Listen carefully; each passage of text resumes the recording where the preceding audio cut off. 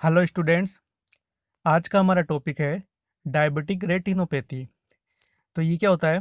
It is a abnormal condition of I which is associated with the diabetes mellitus.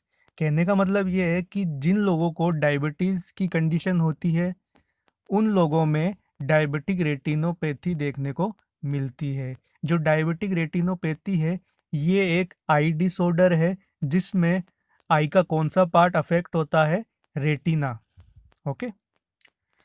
अब इसके बाद इसके risk factors की बात करें तो the patient who have diabetes for more than 10 years में have more chances of this condition.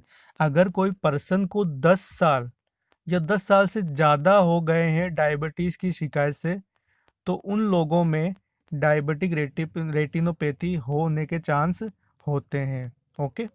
सो अब ये कंडीशन कैसे होती है और इसमें मैकेनिज्म क्या होती है वो मैं आपको बताऊंगा इसकी पैथोफिजियोलॉजी में। कि जैसे कि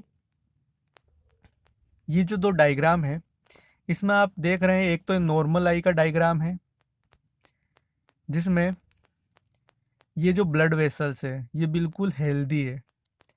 बट अब अगर अपन बात करें रेटिनोपैथी वाली आई की, तो इसमें आप देख रहे हैं जो ये ब्लड वेसल्स हैं ये क्या हो रखी है? रप्चर हो रखी है। ये देखिए यहाँ पे जो है ये ब्लड लीक हो रहा है इनमें से। ठीक है। तो जो डायबिटीज़ का पेशेंट होता है उनमें क्या रहता है? ब्लड प्रेशर इंक्रीज रहता है, हाइपरटेंशन की कंडीशन रहती है। तो इस वजह से क्या होता है कि ये जो रेटिना के अंदर या जो केविटी के अंदर जो ब्लड वेसल्स है ये रप्चर हो जाती है। ओके। और ये रप्चर जैसे ही रप्चर होंगी तो इनमें से ब्लड लीक होगा कहाँ? ये जो विट्रस फ्लूइड है या जो एक केविटी है इसके अंदर। ठीक है। अब आपको पता होगा इस केविटी के अंदर प्रेजेंट होता है विट्रस फ्लूइड। ओके। तो जो ये ब्लड यहाँ पे लीक हो रहा है ये क्या करेगा? ये इस विट्रस फ्लूइड के साथ मिक्स हो जाएगा।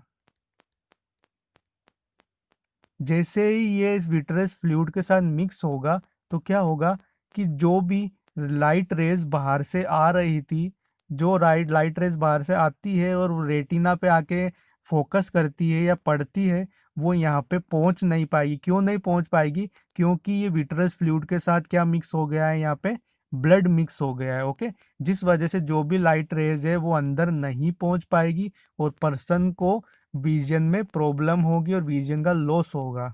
Okay. So do you understand?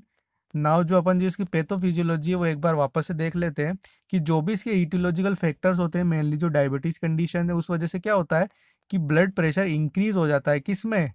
जो रेटिना की ब्लड वेसल्स है उनके अंदर। ओके। अब जैसे ही यहाँ पे ब्लड वेसल्स में ब्लड प्रेशर इंक्रीज होगा तो क्या होगा? ये टाइनी ब्लड वेसल्स में क्या हो जाएगा? रप्चर हो जाएगा। ब्लड प्रेशर इंक्रीज होने की वजह से ब्लड वेसल्स रप्चर हो जाएगी, जिस वजह से जो ब्लड है वो कहाँ लीक होगा? Into the posterior chamber. जो आई का जो चेम्बर है बैक साइड में, एक तो एंटीरियर चेम्बर होता है आगे और एक होता है बैक साइड में पोस्टीरियर चेम्बर। ओके। तो यहाँ पे जो है ब्लड लीक होने लग जाएगा, जिस वजह से यहाँ पे जो प्रेजेंट होता है विट्रस फ्लूइड, ये उस विट्रस फ्लूइड के साथ ये ब्लड क्या होने लग जाएगा? यहाँ पे मिक्स होने लग जाएगा। ओके। जैसे ही रप्चर हुआ और ये रप्चर होने के बाद जो ब्लड लीक हो रहा है वो विट्रस फ्लूइड के साथ मिक्स होगा। जैसे ही इसके साथ मिक्स होगा तो अब क्या होगा कि जो बाहर से जो लेंस के थ्रू जो लाइट रेज अंदर आ रही है वो नॉर्मली रेटिना तक रीच नहीं कर पाएगी। जैसे कि the light rays can't reach to retina.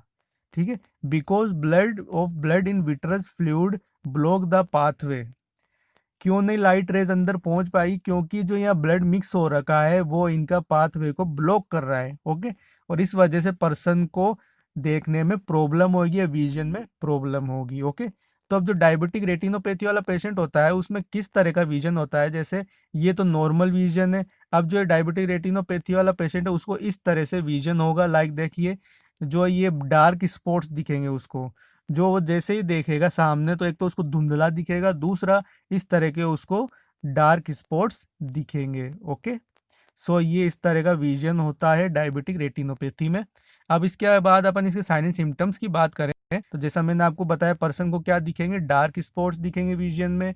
दूसरा रेटिनल डीअटैचमेंट हो सकता है। जो लास्ट हमने कंडीशन पढ़ी थी डीअटैचमेंट, उसमें एक कॉज थी डायबिटिक रेटिनोपैथी, ठीक है। तो जैसे ये ब्लड लीक होगा, ब्लड वेसल्स रप्चर होगी, उस वजह से रेटिना के सेपरेशन के चांस होंगे, किससे, कोरोइडल लेयर से। ओके, सो ये एक सिम्टम हो सकता है रेटिनल डीअटैचमेंट किसका, डायबिटिक रेटिनोपैथी का।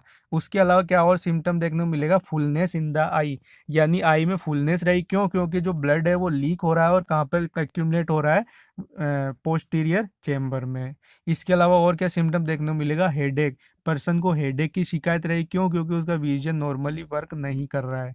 ओके, नेक्स्ट इसके बाद इसके डायग्नोसिस की बात करें तो इसमें डायग्नोसिस में यूज करते हैं ऑप्थेल्मोस्कोपी, और ऑप्थेल्मोस्कोपी का मतलब होता है विजुअलाइजेशन ऑफ आई। तो इसमें क्या विजुलाइज करेंगे, जो विट्रस फ्लूइड चेम्बर यानी जो पोस्टीरियर चेम्बर है उसको विजुलाइज करेंगे। ओके, नेक्स्ट इसके बाद इसके मैनेजमेंट की बात करें तो जो डायबिटिक रेटिनोपैथी का मैनेजमेंट है वो सर्जरी पे, मेनली किस पे डिपेंड करता है, सर्जरी पे डिपेंड करता है, ठीक है। तो इसमें जो सर्जरी दी जाती है, इसमें सर्जरी में लेज़र सर्जरी की जाती है, जो क्या करती है ये लेज़र, जो लीकी ब्लड वेसल्स है, जो ब्लड वेसल लीक हो रखी है उनको डिस्ट्रॉय कर देती है, क्या, ये लेज़र सर्जरी है। ओके, तो ये तो एक सर्जरी की बात हो गई। दूसरा क्या करते हैं कि जो विट्रस फ्लूइड में जो ब्लड जमा हो रखा है, जो पोस्टीरियर चेम्बर में जो विट्रस फ्लूइड है जिसके अंदर ब्लड जमा है या एक मिक्स हो रखा है, उसको रिमूव कर लिया जाता है और उसको रिप्लेस कर दिया जाता है एक क्लियर फ्लूइड के थ्रू,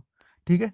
जो भी ब्लड मिक्स जो विट्रस फ्लूइड है उसको बाहर निकाल दिया जाता है वे पोस्टीरियर चेम्बर से, और उसकी जगह क्लियर फ्लूइड वहाँ पे रिस्टोर कर दिया जाता है। ओके, ये फर्स्ट वन तो सर्जरी करते हैं जिसमें लेज़र सर्जरी करते हैं, उसके बाद जो भी फ्लूइड है उसको रिप्लेस कर दिया जाता है, और उसके बाद पेशेंट को एडवाइस दी जाती है कि आपको ऐसी भी कोई एक्टिविटी नहीं करनी है जिससे आपका ब्लड प्रेशर इंक्रीज हो। ओके, और दूसरा उनको एडवाइस दी जाती है कि आप मेडिसिन प्रॉपरली लें। तो ये इसका मैनेजमेंट हो गया डायबिटिक रेटिनोपैथी का। अगर आपको इसमें कोई भी प्रॉब्लम हो तो आप कमेंट करके मुझे पूछ लीजिए। Thank you.